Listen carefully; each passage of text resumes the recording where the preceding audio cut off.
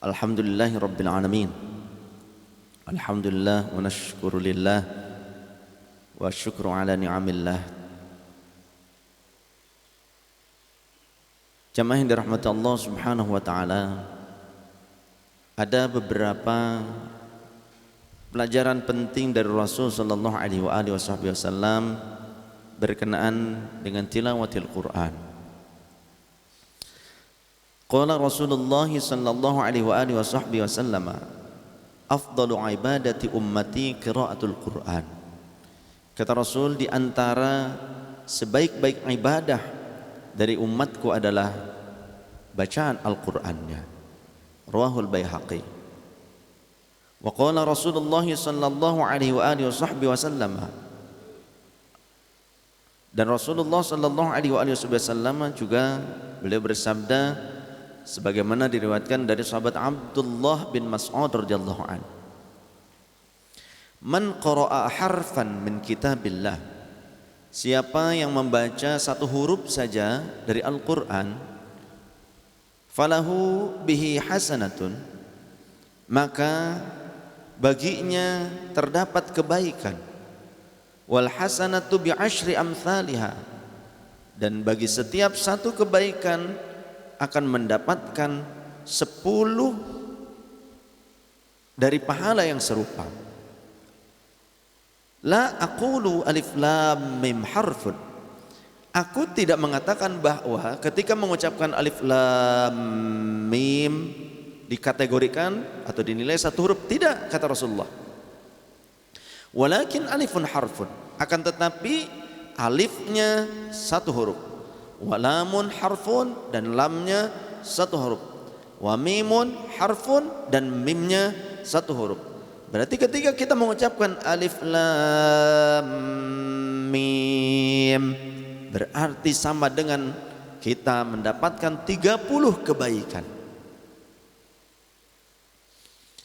Sayyidina Ali karramallahu wajhah, beliau menjelaskan bahwa keutamaan yang diungkap pada hadis tersebut itu diberikan kepada orang yang membacanya di luar sholat, walaupun tidak dalam keadaan suci tapi tidak memegang mushaf.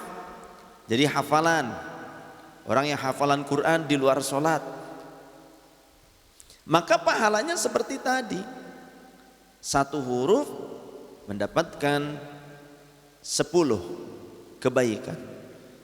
Akan tetapi kata Sayyidina Ali menjelaskan tentang hadis Rasul sallallahu alaihi wasallam tadi, sementara keutamaan yang diberikan kepada orang yang membaca Al-Qur'an di dalam sholat, dalam keadaan sambil berdiri, sholatnya sambil berdiri, ini bagi yang kuat, bagi sholat sunnah boleh juga dalam keadaan duduk.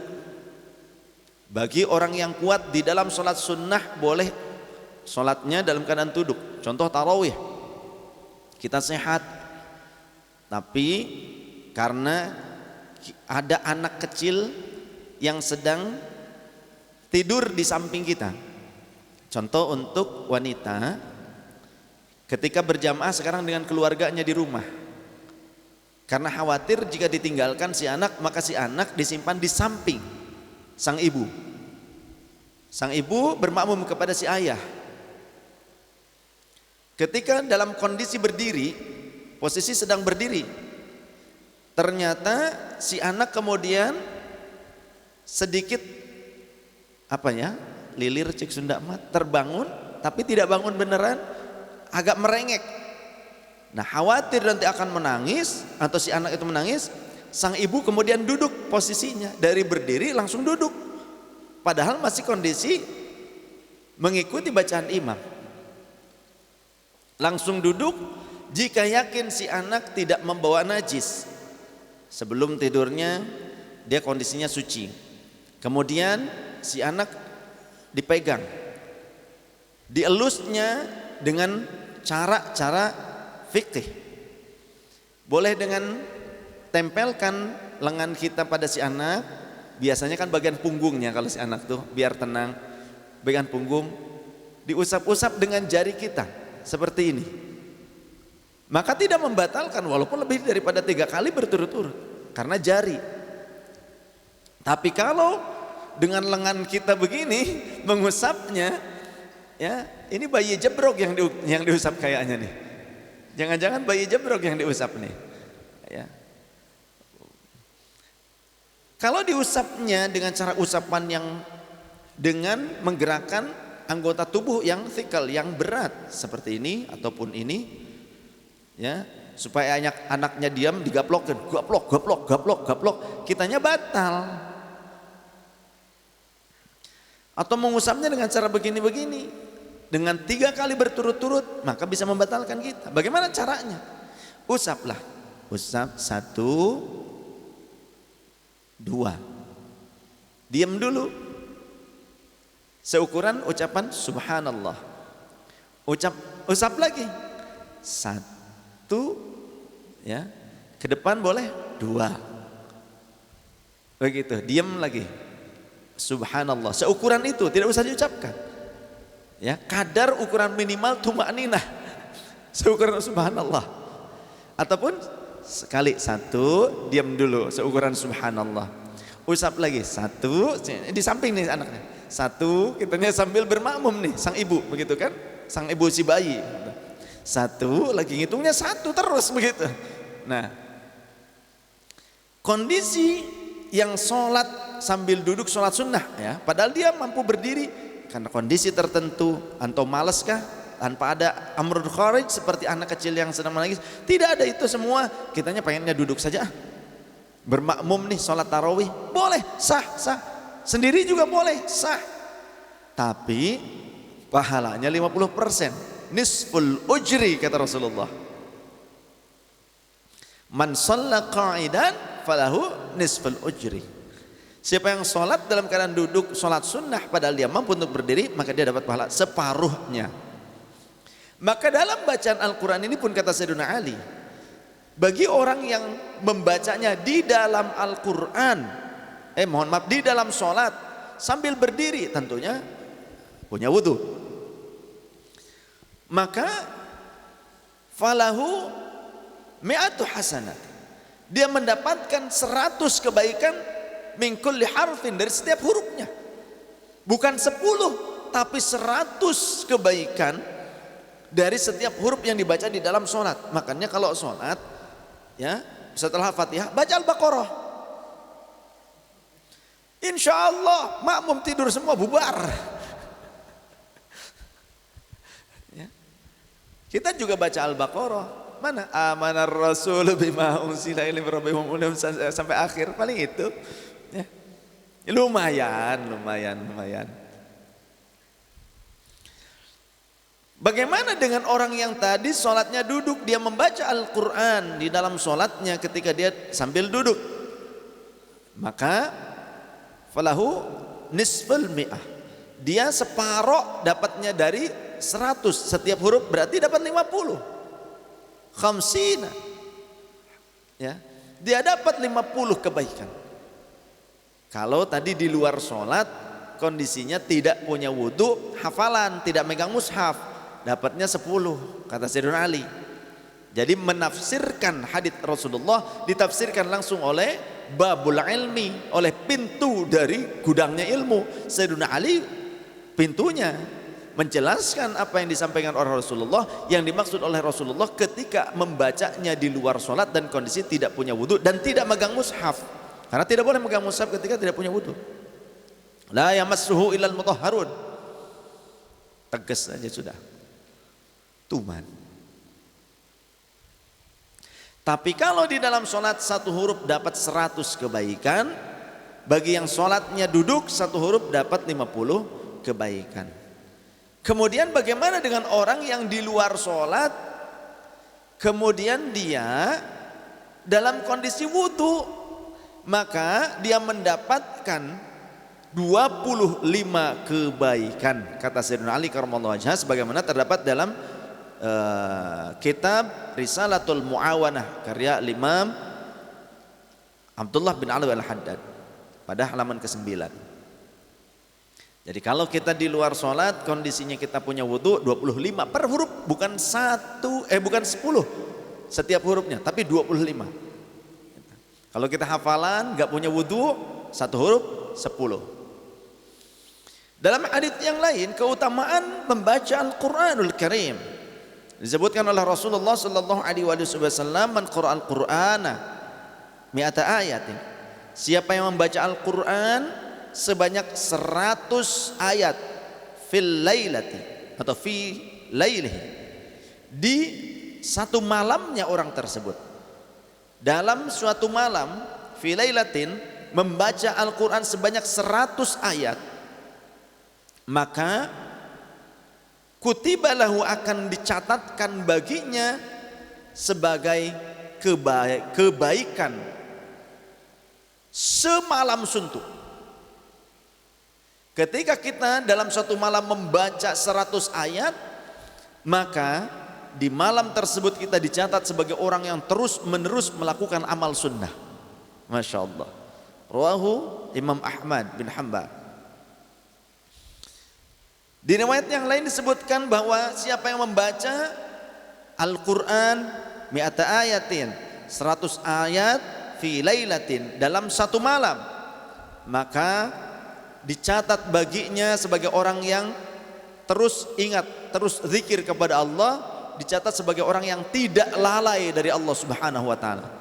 Maka kalau bisa, sebisa mungkin ya, saya mengajak, yuk setiap hari kita baca Al-Quran minimal 100 ayat, atau 1 juz, atau setengah juz, atau lebih daripada 1 juz. Apalagi Ramadan, setiap 3 hari kita khatam Al-Quran. Kalau tidak mampu 3 hari, seminggu. Kalau tak mampu seminggu sekali khatam Al-Quran, setiap 15 hari. Jadi nanti dalam 1 bulan Ramadan kita dapat 2 kali khataman Al-Quran, khusus wiridan kita, bacaan kita. Kalau tak mampu, jangan 2 kali dulu, yang 3 kali, dibagi 3, 1/10. Jadi setiap 10 hari khatam Quran. Jadi perharinya itu 3 juz. Kemudian kalau tak mampu, dibagi 2 per 15 hari. Kalau tak mampu, 1 bulan Ramadan kita bisa khatamkan Al-Quran minimal 1 kali khataman.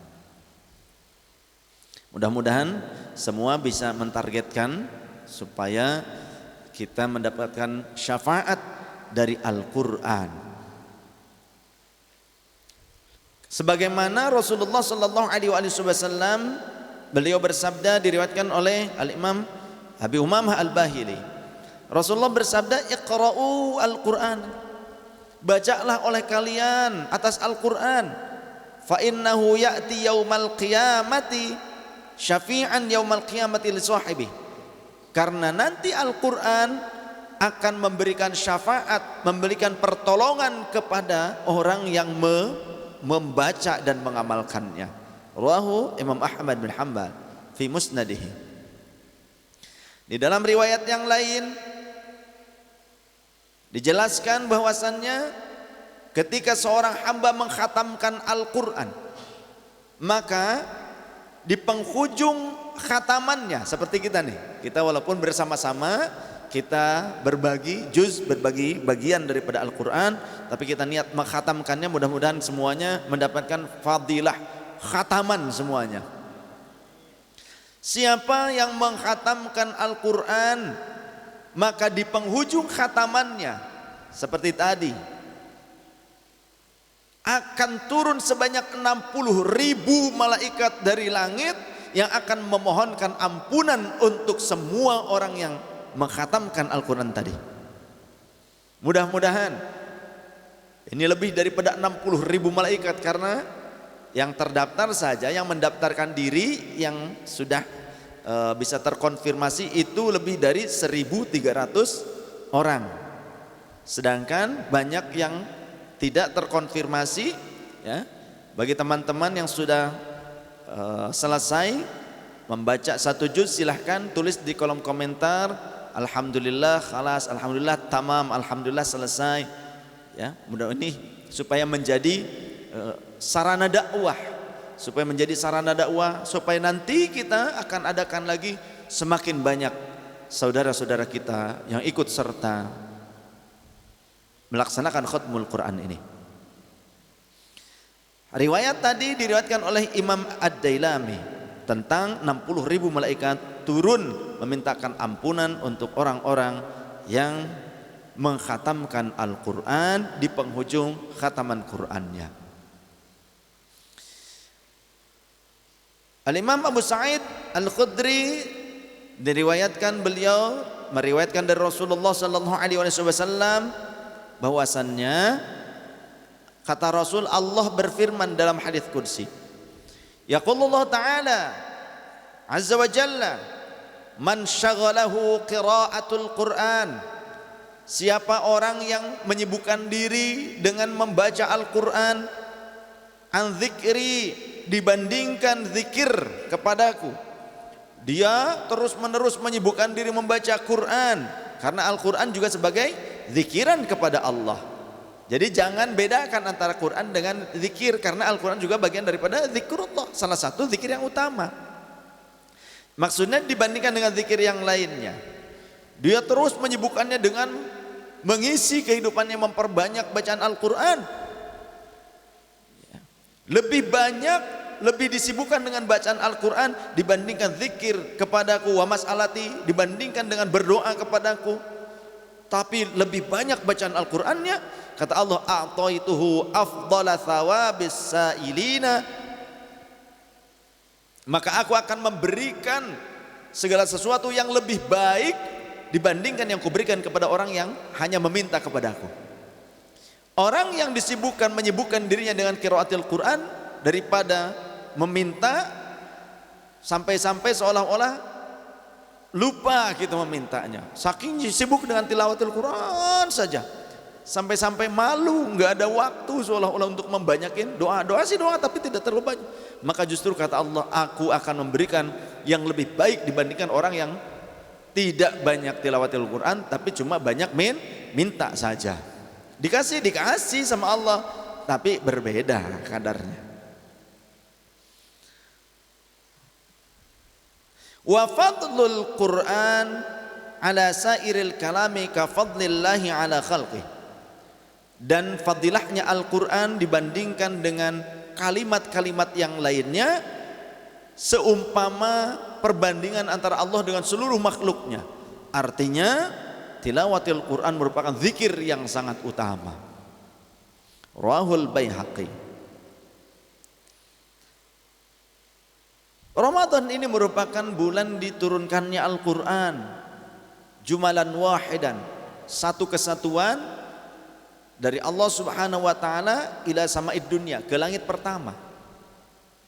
Jadi dalam satu kesatuan diturunkan pada saat itu ke langit pertama, ya, ila sama'id dunya.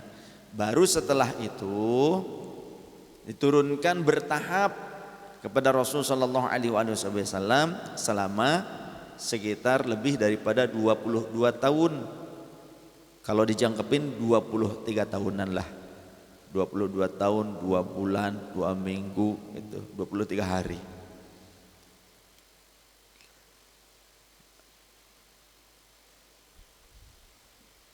Allah subhanahu wa ta'ala berfirman, Syahrul Ramadan alladzi unzila fihi al-Qur'an hudan linnas wa bayyinatin minal huda wal furqan. Wallahu wa rasuluhu a'lam bi muradi wa ma'na. Bahwa Ramadan adalah bulan diturunkannya Al-Quran yang menjadi petunjuk bagi manusia, pembeda antara yang hak dan yang batil, dan juga sebagai pemisah dari mana yang halal dan mana yang haram, mana yang baik, mana yang tidak.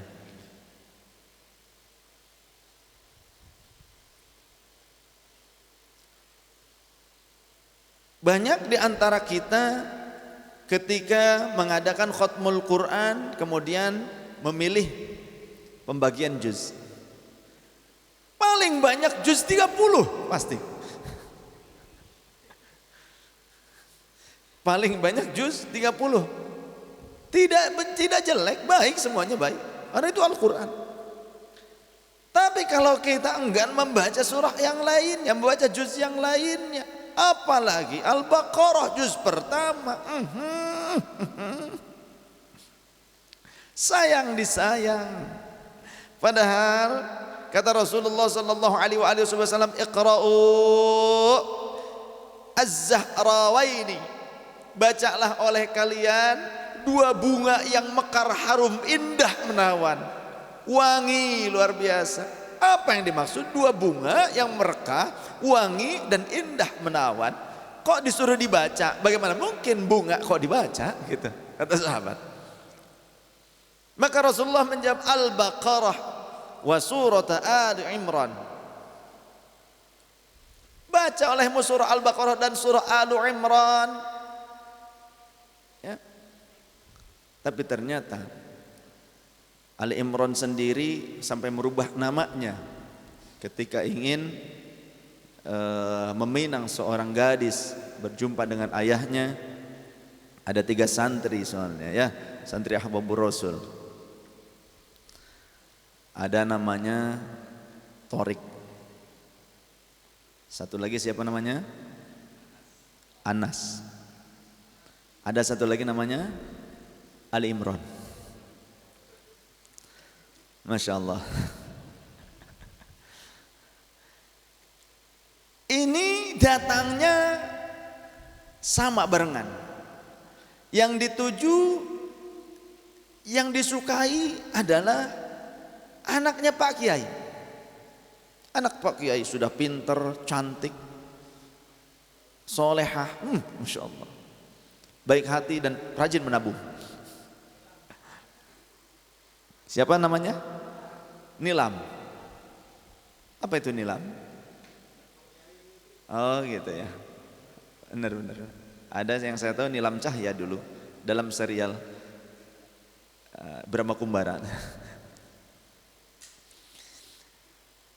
Pas ditanya, datang ke Pak Kiai, kemudian nanya dari mana? Nah, gitu. Kami dari Ahbabur Rasul Pak Kiai. Oh, santrinya Said Alwi. Oh iya, oh alhamdulillah. Oh, bagus katanya. Kenapa? Ngaji terus. Ngaji terus. Ya. Ya Pak Yai. Ada apa tujuan kemari anak-anakku sekalian? Begini Pak Yai, sesungguhnya kami ternyata baru ngeh di sini, ketemuan di sini. Kami nggak ada janjian, ternyata ketemunya bareng di sini sekarang. Ya sudah, kami beranikan diri untuk datang barengan lah sekalian. Untuk apa? Pak Yai. Anu apa? Pak Yai. Aduh, apa? Kamu aja ngomong katanya gitu. Iya, kamu aja yang ngomong. Ya sudah, kalau nggak jadi, ya kita berangkat aja pergi kemana kayak yuk, jarak gitu. Aduh, ntar dulu Pak Yai. Nah, terus mau ngapain sini? Kami ini ada maksud. Ya apa maksudnya? Pak Yai, dari tadi. Malu Pak Yai, nggak usah malu. Ya, yang penting jangan malu-maluin. Ya, kamu ini kok besar malunya.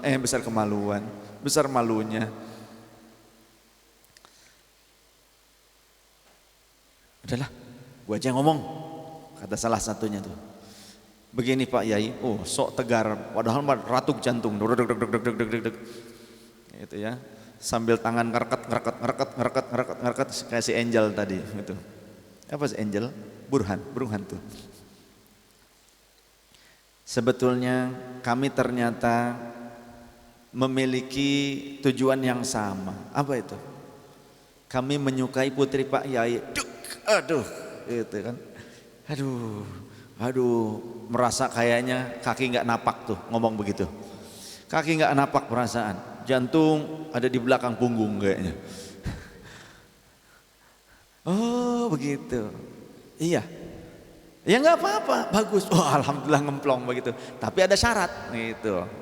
Syaratnya apa? Ya calon suami dari putri saya ya berarti kan harus bisa ngaji. Aduh gimana ya? Ya minimal hafalan Quran lah, yang simpel-simpel saja. Ya, juz 30 kan hafal? Oh iya Pak Yai, karena setiap kali khataman saya milihnya juz 30 katanya begitu. Ya, pas banget begitu. Ya. Baik kalau begitu, kamu siapa namanya? Saya Torik. Pak Yai, wah ya sudah, sesuaikan dengan nama. Nah, ya. Kamu tahu surah At-Tariq? Tahu Pak Yai, baca. Wah, gampang. Karena setiap khataman juz 30 begitu. Hafalah. Dibaca surah At-Tariq. Wah, mantap kan? Itu dibaca. Ayo anak silakan baca. A'udzu billahi minasy syaithanir rajim.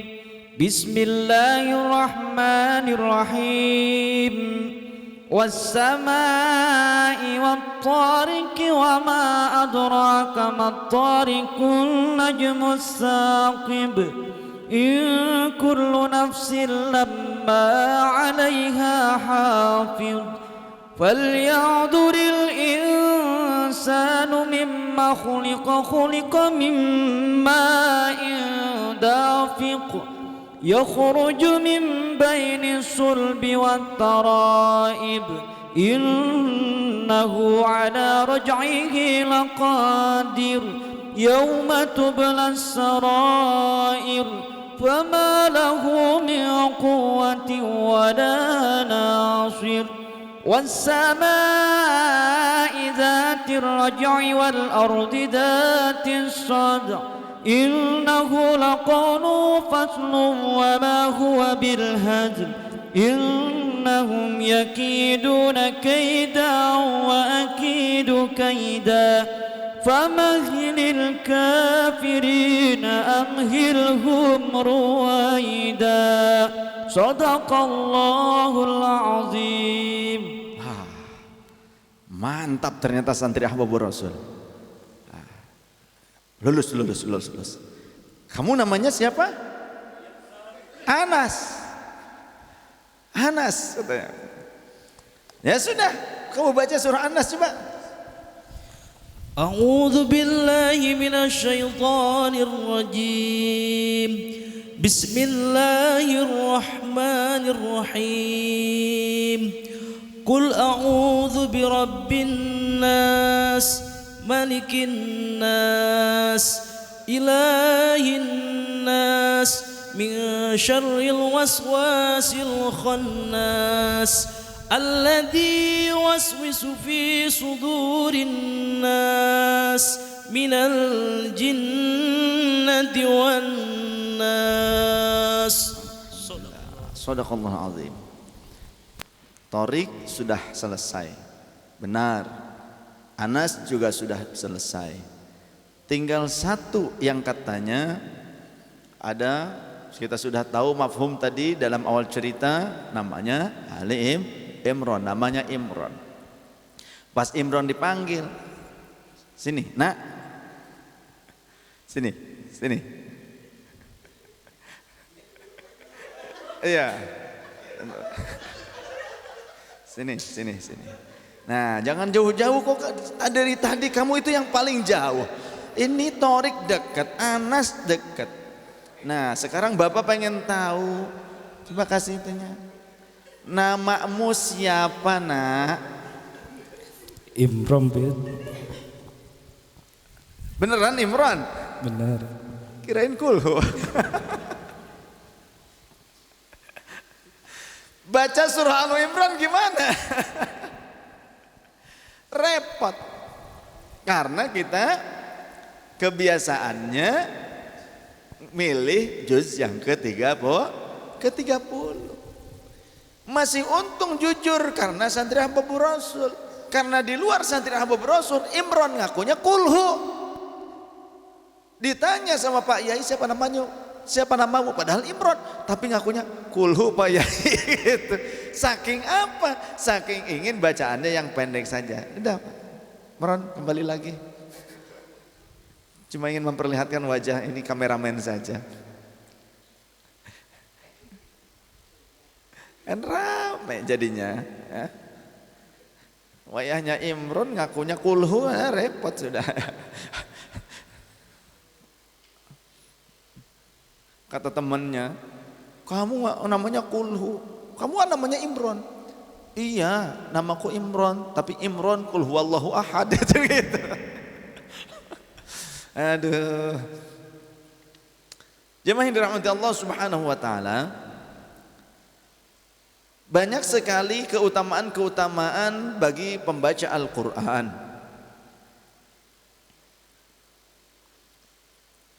Selain daripada apa yang telah dituturkan tadi, ada beberapa riwayat tadi tentang masalah Al-Baqarah, tentang surah Al-Baqarah dan surah Al-Imran.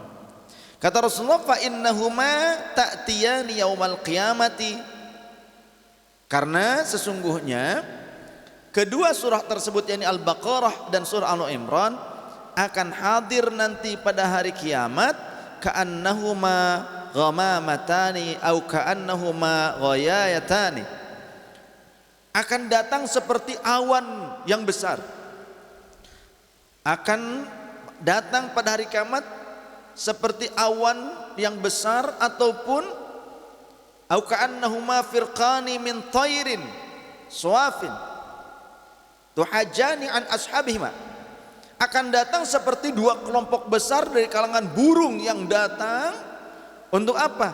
Yang akan membela, tuhajjani an ashabihima, akan membela orang-orang yang senantiasa senang membaca Al-Baqarah dan Al-Imran. Jadi nanti pas khataman berikutnya pilih Al-Baqarah dan Al-Imran, yang lain enggak. Karena apa? Pengen punya burung semuanya. Ini tadi burung ada, cuma dia stres. Ya, burhan tadi ada burung hantu di sini. Tadinya mau dipasang di pundak, dia stres. Kenapa? Ini kurang ganteng soalnya yang hadir semua.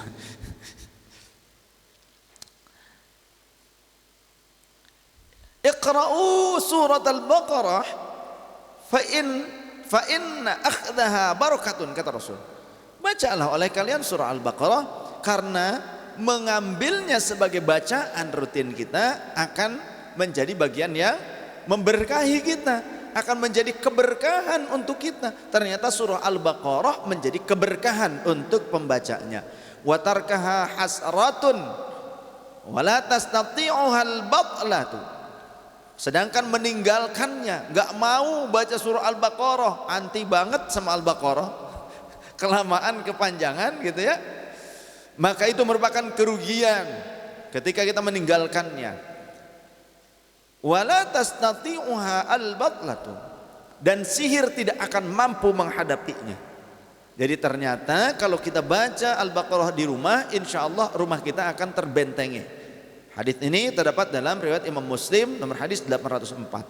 Jadi kalau kita ingin membentengi rumah, membentengi diri kita, baca surah Al-Baqarah. Setiap kapan? Ya terserah. Mau setiap ba'da sholat fardu boleh, kalau mampu gitu. Sehari sekali ya boleh, seminggu sekali ya boleh. Bagusnya ya seminggu sekali khatam Al-Qur'annya, supaya Al-Baqarahnya juga terus diulang-ulang. Dari sahabat An-Nawas bin Sam'an Al-Kilabi radhiyallahu anhu, ia berkata, sami'tu Rasulullah sallallahu alaihi wasallam yaqulu, aku mendengar bahwa Rasulullah sallallahu alaihi wasallam beliau bersabda, yu'ta bil qur'ani yaumal qiyamati wa ahlihi alladhina kanu ya'maluna bihi taqdumuhu suratul baqarati wa alu imran tuhajjani an sahibihima. Jadi akan didatangkan Al-Qur'an pada hari kiamat kelak ya, dan orang yang rajin membacanya dan senantiasa rajin beramal dengan Al-Qur'an tersebut, yang paling depan adalah surah Al-Baqarah dan surah Al-Imran. Keduanya akan membela orang-orang yang rajin membacanya, yang lainnya yang rajin baca cuma juz 30-nya saja, nanti dibelanya sama orang yang rajin baca juz awal tuh ya, yang rajin baca juz awal seperti ini, yang tadi tuh rajin baca juz awal gitu. Nanti yang bagian belakang nih, bagian bucit gitu lah istilahnya gitu. Yang ngebucit juga ternyata tetap dari rombongannya ahlul Quran, nggak apa-apa ya. Hadis tadi terdapat dalam riwayat Imam Muslim. Karena apa? Karena ahlul Quran ahlullah, kata Rasulullah, wa khassatihi. Jadi orang yang ahli membaca Al-Quran, senang membiasakan tilawatil Quran, maka sesungguhnya dia adalah orang-orang terkasihnya Allah dan orang-orang yang terkhusus menurut Allah Subhanahu wa taala.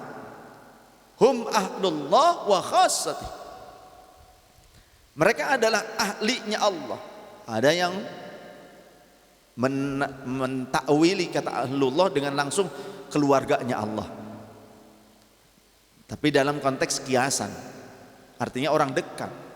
Tapi lebih tepat lagi menurut guru-guru kami diantaranya seperti Syekh Ashmawi dan yang lainnya, para ulama ahlus sunnah yang alim, mereka biasanya tidak langsung mengartikan sebagai keluarga, sama dengan Baitullah.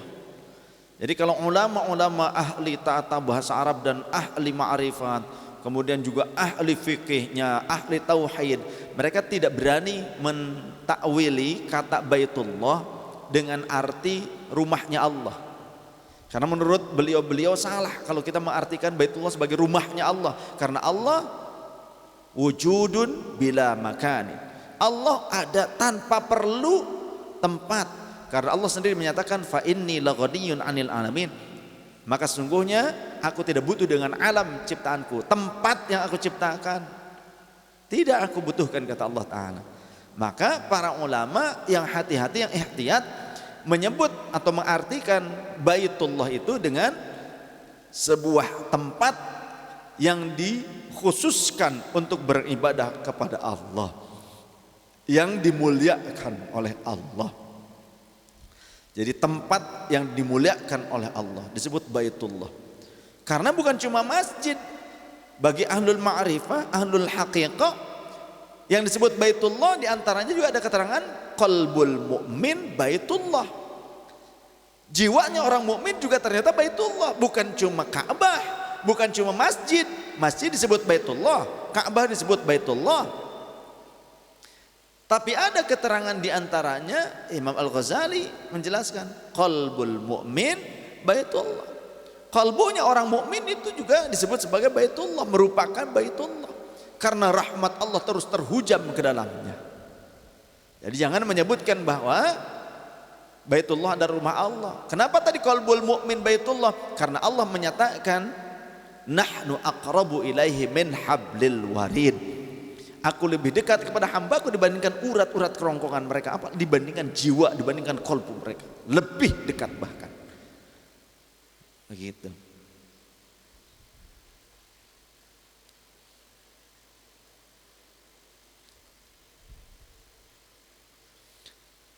Lalu beruntunglah bagi orang yang mau belajar dan mengajarkan Al-Quran. Khairukum man ta'allama Al-Quran wa 'allamah. Rawahul Bukhari. Nomor hadis 5027. Kata Rasulullah SAW, sebaik-baik kalian adalah orang di antara orang yang unggul menurut Allah, orang yang khusus menurut Allah, orang yang memiliki nilai yang tinggi, yang mulia menurut Allah adalah orang yang mau belajar Quran dan mengajarkannya kepada orang lain. Maka mari ikuti ya sesi tajwidul Quran, tahsinul Quran, mujawwidil Quran, qiraatil Quran. Di Ahbabur Rasul ada beberapa gurunya yang sudah ditunjuk untuk mengajarkannya. Atau dimanapun berada silahkan ya pelajari terus Al-Quran supaya kita juga bisa mengajarkan kepada keluarga kita. Lalu kemudian di dalam riwayat dari Ummul Mukminin Sayyidah Aisyah radhiyallahu anha, beliau berkata bahwa Rasulullah sallallahu alaihi wasallam bersabda, alladzi yaqra'ul Qur'ana wa huwa mahirun bihi ma'as safaratil kiramim bararah. Orang yang mahir membaca Al-Quran, bagus bacaan Al-Qurannya, seperti yang tadi kita dengarkan bersama teman-teman, maka kata Rasulullah SAW, mereka akan bersama para malaikat yang mulia yang mencatatkan kebaikan untuknya dan mendoakan kebaikan untuknya. Jadi orang-orang yang mahir dengan bacaan Al-Qurannya akan selalu diliputi oleh para malaikat, dinaungi oleh para malaikat. Lantas bagaimana untuk orang yang masih belajar dan terbata-bata? Jangan pernah putus asa.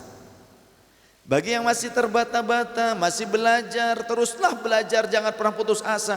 Ketika kita ajak untuk mengikuti khatmul Quran seperti ini, ambil bagian untuk melaksanakan khatmul Quran. Ambil berapa juz, ambil juz yang mana yang Anda inginkan, yang sekira-kira yang mudah. Juz 30 nggak apa-apa. Yang penting mau baca. Karena kata Rasul, walladzi yaqra'ul Qur'ana wa yatata'ta, ya, wa yatata'ta'u fihi wa huwa 'alaihi syaqqun lahu ajrani.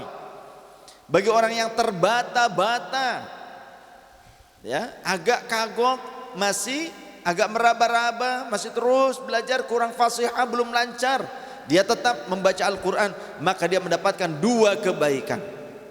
Karena apa? Karena dia telah membaca Al-Quran, 1 kebaikan untuknya, 1 lagi ketika dia kesulitan untuk membacanya, sehingga dia harus terus belajar dan menyampingkan egonya, menyampingkan rasa gengsinya untuk tetap belajar. Jangan pernah kita berhenti belajar walau kita sudah tua umurnya. Jangan sampai segala bentuk urusan dunia belajar atau training dalam urusan pekerjaan. Kita di pabrik, kita belum bisa training, kita sudah menjadi seorang manajer di sebuah perusahaan, ada progres baru, proyek baru, sistem baru, kita harus belajar walaupun sudah menjadi seorang manajer sekalipun kita mau belajar. Tapi kenapa untuk urusan Quran kita enggan dan gengsi belajar Al-Quran? Untuk urusan mesin kita training sampai ke luar negeri, sampai ke Jepang, sampai ke Australia, sampai ke Amerika, sampai ke Tiongkok. Kenapa? Untuk training Quran padahal dekat gurunya ada, tidak mau kita datang kepadanya. Ternyata karena gengsi, dan itu egoisme, itu sombong namanya. Muttafaq alaih, hadisnya sepakat kesahihannya oleh Imam Bukhari dalam Sahih Bukhari nomor hadis 4937 dan dalam Sahih Muslim nomor hadis 244.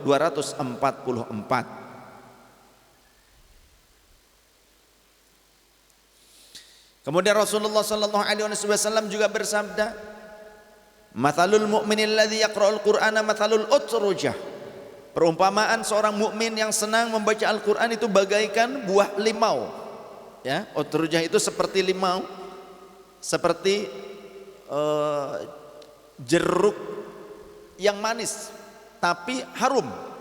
Apa, sankis atau apa? Ya, kurang lebih seperti itulah.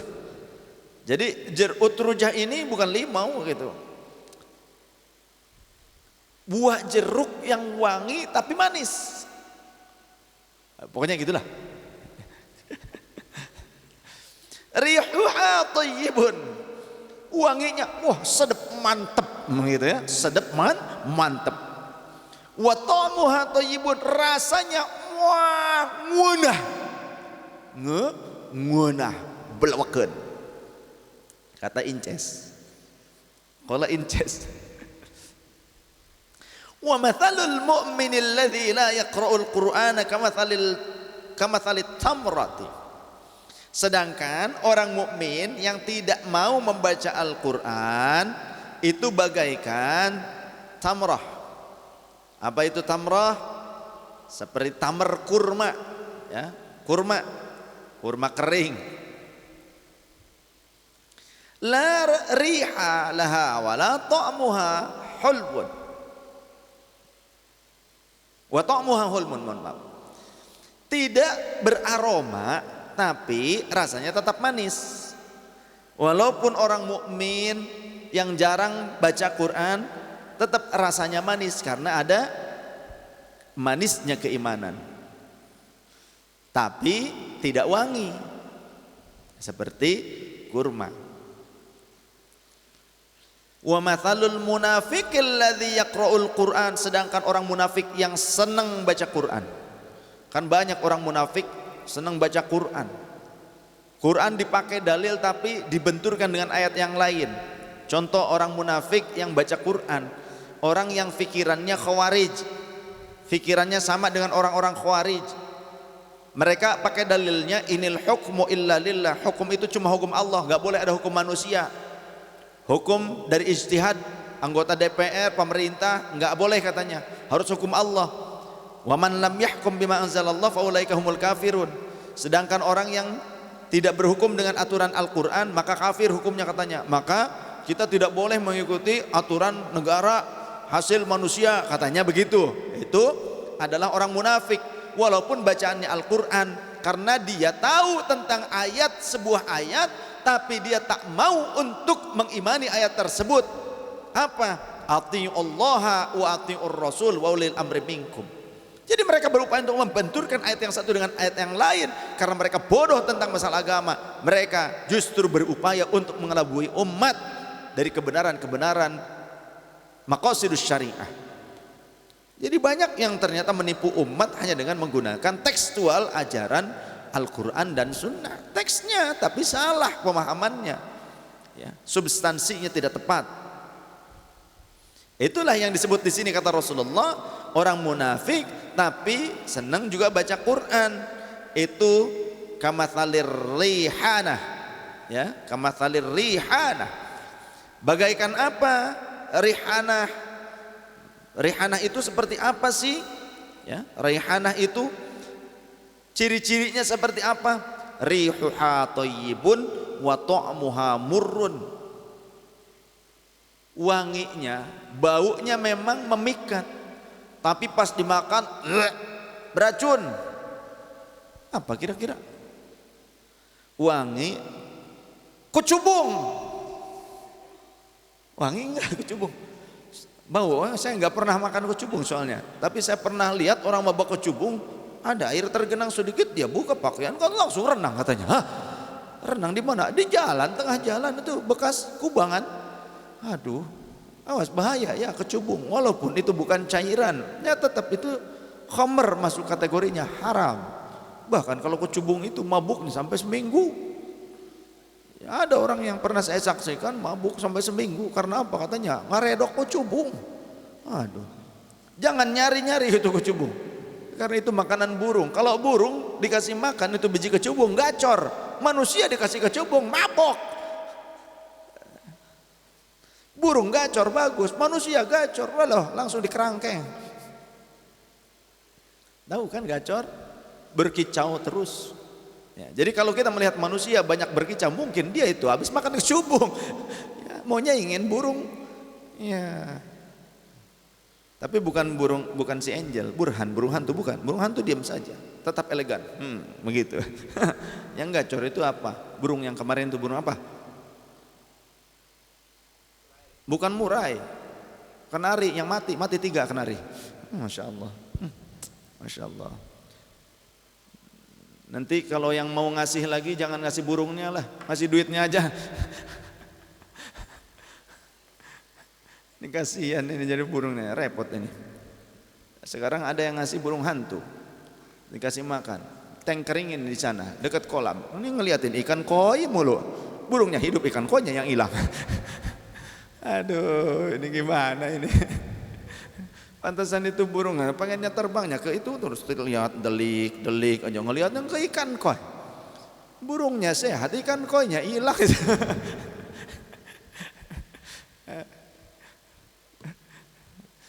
Nggak cocok kayaknya nih. Kenapa kuncen nggak bisa? Burung pada mati karena kuncen belum punya istri. Jadi belum paham bagaimana tentang merawat yang dikasihi. Gitu. Aduh. Jadi tolong yang mau daftar, ini mau jadi istri kuncen, saya daftar dulu ya. Santri kuncen pondok Habibur Rasul. Wa mathalul munafiqil ladzi la yaqra'ul Qur'an, ada lagi yang keempat, macam manusia yang munafik, sudah memunafik kemudian gak mau baca Quran. Ya, walaupun muslim mungkin dia ngakunya Islam tapi munafik.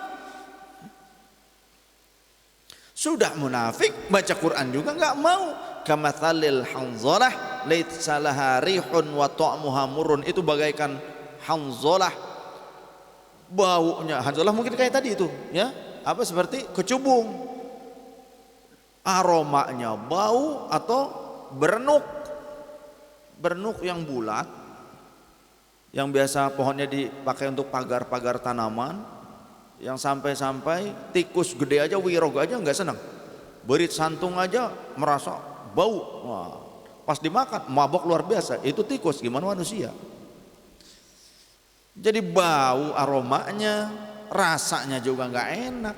Nah itu perumpamaan orang yang munafik dan tidak mau mengamalkan atau membaca Al-Quran. Muttafaq alaih, riwayat Imam Bukhari dalam Sahih Bukhari nomor hadis 5427 dan dalam Sahih Muslim nomor hadis 797. Sahabat-sahabat yang dirahmati Allah Subhanahu wa taala, akan tetapi sayangnya Ada juga orang-orang yang senang dan mahir bacaan Al-Qur'annya, tapi imanuhum hanajirahum, imannya hanya sebatas kerongkongannya saja. Jangan sampai seperti itu. Cukup hafalan Qur'annya saja tanpa mempelajari fikihnya Qur'an.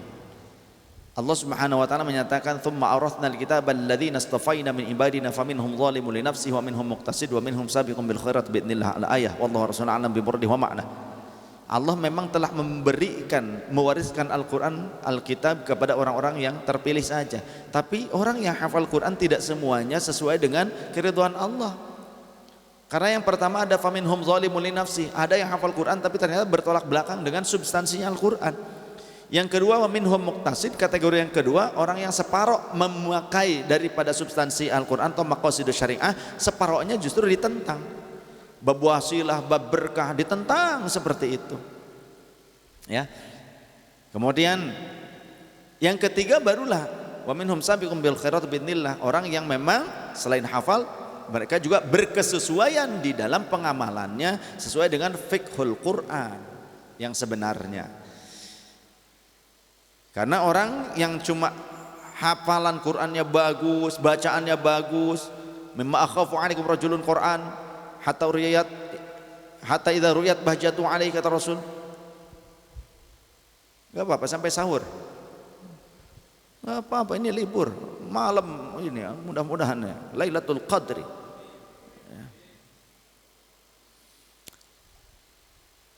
Yang aku khawatirkan di antara kalian adalah munculnya orang-orang yang bacaan Qur'annya sampai membuat terpukau orang lain, hafalannya, langgamnya, ya, kemudian juga pokoknya bagus lah.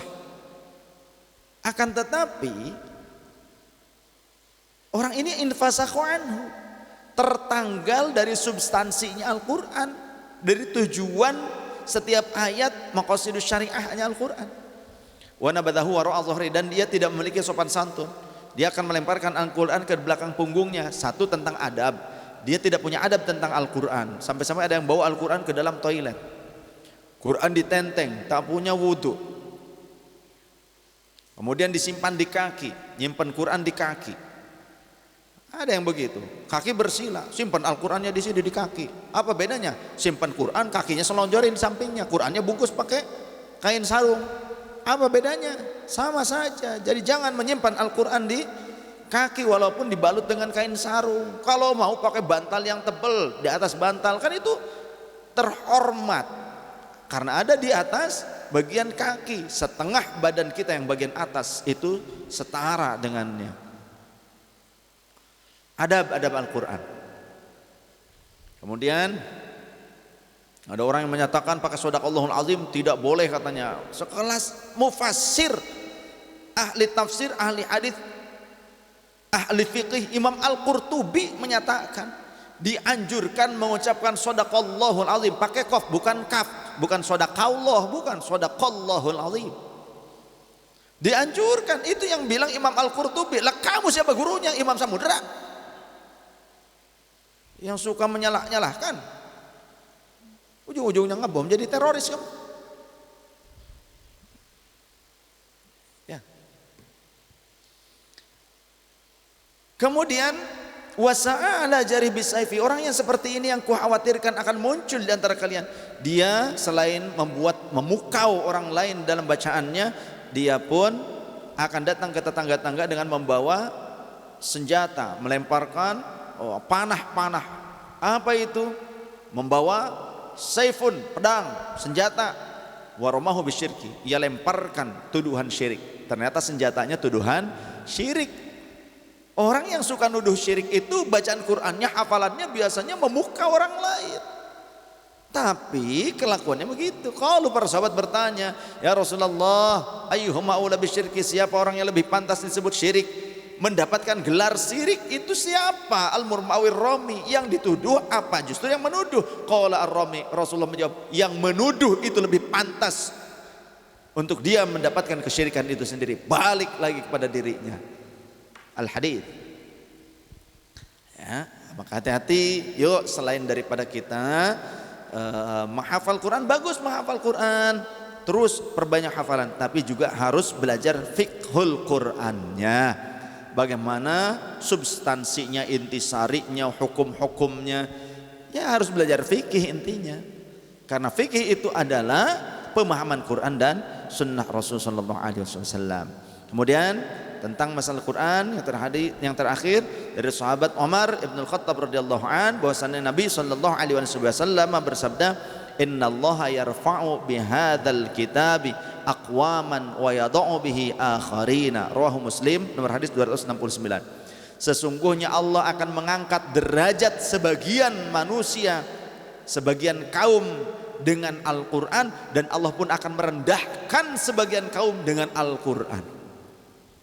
Orang yang benar-benar punya Al-Quran dan mengamalkannya, bukan hanya membaca saja, dia benar-benar memahaminya dengan tepat, tidak salah, sesuai dengan apa yang diajarkan oleh ulama yang punya sanad tentang tafsir Al-Quran sampai kepada Rasulullah SAW dan para sahabat, maka akan diangkat derajatnya. Tapi orang yang menggunakan Quran diantaranya justru untuk dijadikan senjata terhadap orang-orang muslim lainnya dengan tuduhan syirik, ahli bid'ah lah, salah lah, sesat lah, kafir, liberal, PKI lah, antek Zionis lah, antek rezim ini itu dan sebagainya. Walaupun mereka menggunakan Quran, tapi ternyata qulubuhum khirabun anil huda, kolbunya kosong daripada petunjuk. Jadi banyak orang yang ternyata jualan agama bahasa lainnya, sehingga la yabqa minal Quran, tidak tersisa dari Quran nanti di akhir zaman kecuali illa darsu, hanya dijadikan sebagai bahan khutbah, bahan pidato, bahan orasi, bahan kajian-kajian skripsi dan lain-lainnya, bukan untuk difahami dan diimani serta diamalkan, tapi hanya dijadikan sebagai bahan untuk bikin makalah, ya, untuk jadi khutbah. Beda antara ulama dengan khutbah. Khutbah itu tukang pidato, ceramah, tausiah bebas, ya, kultum di televisi itu kan banyak yang seperti itu khutbah. Ya, kalau ulama itu waduh ketat sekali, ketat, klasifikasinya sangat ketat. Kalau di NU apalagi ya, kalau di NU, kalau di luar NU sapi aja bisa jadi ulama. Ya, ada orang yang bilang sapi itu bisa jadi ulama. Sapi bisa dikatakan ulama, kambing juga itu bisa disebut sebagai ulama kalau dia taat kepada Allah, kalau dia baik katanya. Berarti kalau ada kambing nurut berarti ulama itu. Pada saat Idul Adha terjadi pembantaian ulama, sapi dan kambing dibantai semua. Jadi tahu ya, tahu kan bedanya antara NU dengan yang di luar NU gitu lah ya. Yang suka mencaci maki NU, bedanya begitu gitu. Jadi standarisasi ulama di NU ketat sekali, luar biasa. Saya sendiri santri, saya santrinya saja. Saya mah santri, guru-guru saya ulama. Kalau saya santri. Karena waduh, masya Allah, gak ketulungan kealimannya para guru. Maulana Syekh Syam Al-Qabbani, Said Aqil Sirot, Mama Yai Ashmawi, banyak ulama-ulama yang lainnya, guru-guru kami. Waduh, masya Allah, subhanallah, tabarakallah. Mudah-mudahan hamba yang lemah ini bisa mewarisi keilmuan-keilmuan dan kesalahan beliau. Maulana Syekh Nazim Abdul Haqqani Sultanul Aula, Syekh Abdullah Faizal Al-Istani, kemudian juga Habib Umar bin Hafidh, ya, Habib Salim bin Abdul Muhammad Asy-Syatiri, kemudian Habib Abdul Qadir, ya, banyak Said Muhammad bin Ali Al-Maliki, Said Abbas Al-Maliki, Syekh Ali Jum'ah, Syekh Said Ramadan Al-Buti, Syekh Mustafa Dib Al-Bugha, banyak sekali ulama. Habib Lutfi, Muhammad Lutfi Ali bin Hashim Yahya, Abuya Muhtadi bin Dimyati, Abuya Dimyati luar biasa. Termasuk Said Ahmad Zakaria Ba'alawi, Syekh Yasin Al-Fadani, Syekh Ahmad Khatib bin Abdul Ghaffar Syambas. Banyak ulama-ulama kita yang ternyata alim luar biasa. Aduh, sulit untuk bisa mencapai derajat mereka, sulit untuk bisa mencapai kealiman seperti mereka. Aduh, susah. Ya. Para ulama-ulama di kita juga, Mbah Maimun Zubair, ya Allah ya Arham. Banyak ulama-ulama kita. Seperti Abu Yazid Aqil Sirot itu, waduh, orang cerdas. Kemudian Syekh Quraish Shihab. Syekh Quraish Shihab itu sampai berkali-kali dipinang untuk menjadi rektor Al-Azhar Kairo Mesir, tapi nggak mau karena ingin membuat sekolah Quran sendiri, universitas Quran di Indonesia. Tapi beliau mendapatkan penghormatan, gelar kehormatan dari Al-Azhar dan dari pemerintah Mesir. Saya punya videonya, beliau diundang ke sana mendapatkan gelar kehormatan, kealiman. Gelar kealiman. Itu di Mesir. Di Indonesia disesat-sesatkan. Tapi yang nyesat-nyesatin orang bodoh ngaku ulamanya gua. Masya Allah. Repot. Di Indonesia orang alim disesat-sesatkan. Jadi yang beneran ulama ngelotok dari kecil sampai tua tetap ngajar, ngaji lain sebagainya, disesat-sesatkan oleh artis baru tobat, baru jadi ustad, ngustad dan ngustadah, ustaz tas gitu. Panggil tad, nggak tahu tad itu ustad, nggak tahu tadnya yang lain, gitu ya. Ulama beneran di Indonesia disesat-sesatkan oleh orang yang baru masuk Islam. Kan ini gimana ini urusannya, masya Allah. Itu di Indonesia. Karena apa? Indonesia umat Islam terbesar dan ulamanya banyak, ingin dihancurkan kekuatan Islam karena Indonesia kuat. Oleh siapa? Disusupkan orang-orang seperti sengaja. Media kemudian memblow up, membuat karakter seolah-olah, membentuk karakter, membentuk image di masyarakat. Yang jadi tuntunan tuh ini loh, orang artis yang baru sadar jadi ngustad, baru belajar. Itu dijadikan jadi ustadzah lah apa. Yang gak paham dengan uslubuddin, ya, uslubus syariah, fununul ilmi, gak paham tentang cabang-cabang ilmu, pemahamannya secara luas gak paham. Aduh, masya Allah. Mudah-mudahan kita diberikan petunjuk oleh Allah. Allahumma arinal haqqa haqqan warzuqna ittiba'ah wa arinal batila batilan warzuqna ijtinabah. Kemudian ada tambahan tentang masalah zakat fitri. Ada sekarang beberapa orang yang menjadi petugas amil zakat fitri di masjid-masjid, menyediakan beras untuk dijual kepada masyarakat yang akan melaksanakan zakatul fitri, tapi pelaksanaan akad jual belinya di dalam masjid haram. Di masjid sepakat para ulama nyatakan haram jual beli, walaupun itu beras untuk melaksanakan kewajiban zakatul fitri, tapi jual belinya bukan bagian dari kewajiban zakat itu sendiri. Itu tentang muamalah, urusan dunia. Jual beli berasnya selayaknya tidak di dalam bagian masjid, tapi di luar saja. Kalau mau sekalian supaya tidak terbagi, tidak terpisah antara penerimaan dengan penjualan, laksanakan bagi DKM-DKM masjid di luar masjid, di depannya bikin stage untuk penjualan disiapkan, menerimanya pun disiapkan di situ. Tidak disyaratkan menerima zakat fitrah di dalam masjid. Kenapa kok menjadi seperti itu, seolah-olah menjadi syarat dan keutamaan? Tidak ada hubungannya. Justru yang terlarang akan terjadi ketika kita berjualan beras di dalam masjid, ketika kita melaksanakan akad jual beli muamalah di dalam masjid, haram hukumnya. Ayo mau diskusi bersama saya, yuk siap. Ya, tak panteng. Tuman.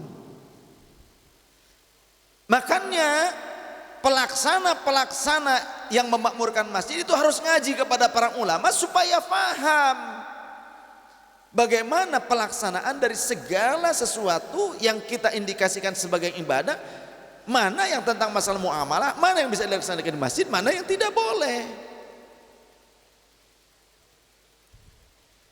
Ya, saya berharap ini mudah-mudahan menjadi nasihat diniyah, nasihat kebaikan, mudah-mudahan ini menjadi ilmu. Karena sangat-sangat krusial sekali. Jika sampai kita melakukan jual beli beras untuk zakat, belum zakatnya, ini baru jual belinya, pelaksanaan zakatnya belum. Ini jual belinya, baru jual beli. Kalau pelaksanaan zakatnya, penyerah terimaan zakat tidak masalah di dalam masjid, tapi yang bermasalah adalah jual belinya, muamalah berasnya tadi. Tanggung jawab. Bahkan dalam sebuah riwayat 40 tahun ibadahnya diterima. Ada yang seperti itu, rusak maksudnya. Ibadah yang sudah disiapkan, ada sebuah ibadah yang punya fadilah besar contohnya, maka fadilahnya itu kemudian akan rusak ketika ada fadilah puluhan tahun. Yang 40 tahun fadilah dari sebuah ibadah yang besar fadilahnya bisa rusak karena perbuatan urusan duniawi di dalam masjid, di antaranya muamalah jual beli. Di luar saja, yang jual beli beras di luar masjid, daripada tetap kekeh menggunakan beras tapi jual belinya di dalam masjid, lebih baik gak usah jual beli pakai beras, gak usah zakatnya pakai beras, cukup taklid kepada Imam Hanafi, pakai qimahnya, pakai harganya, pakai duitnya saja, tidak apa-apa. Daripada jual beli beras di dalamnya hanya karena ingin mengikuti Imam Asy-Syafi'i, apalagi mengatakan supaya ikut sunnah. Kapan Rasulullah zakat fitri pakai beras? Orang kamu ini loh yang di sana loh, yang di sana, bukan di sini, bukan di Indonesia, bukan di mana, tetangganya Indonesia lah. Mana? Indo. Yang suka bilang bid'ah ini nggak ada dari Rasulnya dan sebagainya, tapi zakatnya pakai beras, bid'ah bro. Podo baik. Kalau mau ngikuti benar-benar ikuti Rasulullah, pakai gandum, pakai kurma. Ayo, sok. Kira-kira di Indonesia ada panitia yang mau nerima nggak fakir miskin? Oh, ini zakat saya, kurma, emang makanan ini tuh diabetes kata orang. Iya, mereka pikir akan diabetes karena manis itu kan. Oh, coba. Kalau kita datang gitu, ingin ittiba kepada Rasulullah SAW, pakai kurma kita zakatnya, datang ke fakir miskin, ke rumah fakir miskin. Ini zakat saya kurma, oh kurma semua, rubung sama semut. Iya. Apalagi sekarang zakat transfer melalui perbankan. Apa ada zaman Rasulullah seperti itu? Ngomong aja bid'ah tapi melakukannya. Apalagi sekarang ada payroll. Orang-orang Wahabi yang sekarang menjadi pejabat di perusahaan-perusahaan langsung kepada karyawan-karyawan yang baru memberikan surat pernyataan, kamu mau ikut enggak zakat payroll, langsung potong langsung dari perbankan begitu, atau sodakoh langsung, atau kurban payroll langsung potong gaji dan sebagainya. Ada enggak zaman Rasulullah seperti itu? Jangan suka nuduh ini itu salah, sesat, bid'ah, tapi kalian sendiri ngaco pengamalannya. Atau kalian sendiri melakukan bid'ah tapi tidak sadar, tidak mau mengakuinya itu sebagai bid'ah. Mungkin bid'ah kalau untuk orang lain, kalau untuk sendiri mungkin ngeunah begitu. Cukup ya? Saya rasa cukup. Insyaallah untuk pertanyaan-pertanyaan berikutnya kita akan bahas pada kolom komentar. Kolom komentar. Pada kesempatan berikutnya insyaallah, mudah-mudahan khatmul Quran ini menjadi wasilah rahmat Allah akan kita dapatkan, Lailatul Qadar akan Allah berikan kepada kita. Amin ya Allah ya rabbal alamin. Mudah-mudahan wabah penyakit segera Allah angkat, diganti dengan kesembuhan, kesehatan normal kembali, dan Indonesia akan berjaya. Amin ya Allah ya rabbal alamin. Demikian kita tutup dengan kafaratul majlis bersama-sama. Bismillahirrahmanirrahim. Subhanakallahumma wa bihamdika asyhadu an la ilaha illa anta nastaghfiruka wa natubu ilaik. Mohon maaf lahir dan batin. Wallahul muwaffiq ila aqwamit thariq. Wassalamualaikum warahmatullahi wabarakatuh.